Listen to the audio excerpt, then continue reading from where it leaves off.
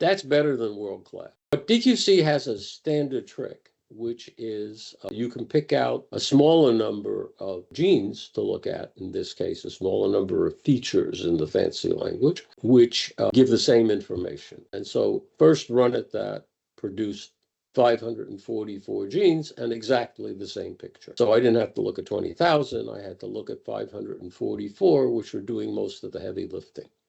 Produced the same two clusters, same not wonderful, but pretty good classification scheme. I can order the genes that I'm looking at, the 544, in order of their importance to the signal. So then I look the first 10 genes, the first 20 genes, the first 30 genes, and I did those analyses over and over. Each time I did it, starting from 10, I got a pretty good classifications. 20 made it better, 30 made it better, until I got up to 90 genes.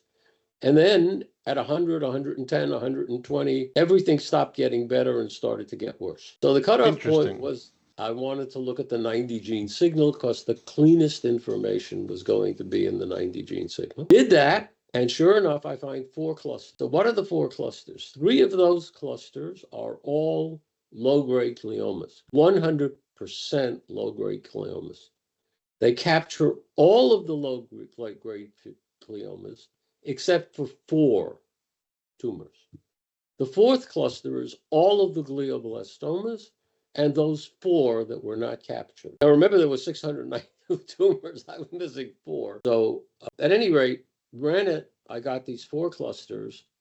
Now you notice the only misclassification out of 692 tumors is 4 tumors. So considerably less than 1% failure of doing it. Less than 1%, we can all agree on. So that would put it at over 99%. At any rate, if I tell you from this analysis you have a low-grade glioma, I'm 100% accurate. If I tell you you have a glioblastoma, I might be as much as 2.5% inaccurate on just glioma question. That's better than world class.